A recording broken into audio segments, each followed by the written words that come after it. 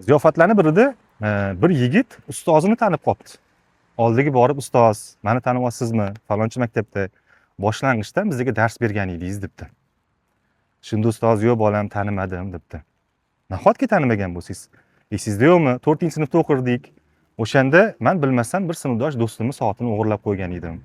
Keyin u sizga borib shikoyat qildi va siz hammamizni turg'izib qo'yib, doskaga qarab turishimizni, ko'zlarimizni yumib olishimizni so'radingiz. Va orqamizdan kelib birma-bir so'nchaklarimizni kovlab chiqdingiz. O'shanda meni so'nchagimdan soat chiqib qolganda, men juda ham qo'rqib ketgan edim. Ishonasizmi ustoz? Bo'ldi, endi menga o'g'irlik tamg'asi uriladigan bo'ldi. Desam, siz menda to'xtab qolmasdan keyingi o'quvchiga o'tib ketdingiz. Hammamiz so'nchagimiz tekshirib bo'lganingizdan keyin o'tirishimizni buyurdingiz. Keyin topilgan soatni egasiga qaytardingiz. Sinfdosh do'stim soati qaytgandan, topilgandan juda ham xursand bo'ldi. Lekin men o'g'irlaganligim haqida hech qaysi o'rtoqlarimga aytmadingiz. Hattoki maktab o'quvchilari, direktorga ham bu haqda ma'lumot bermadingiz. Ustoz, men bu voqeadan juda ham katta ibrat oldim. Sizga rahmat aytmoqchiman.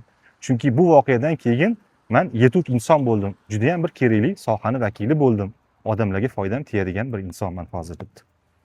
Shunda ustozi jilmayib aytibdiki, "Ha bolam, bu voqeani esladim, rost bo'lgan voqea. Lekin seni eslolmaganim ham rost. Nimaga ustoz? O'g'ri bolani-ya" debdi.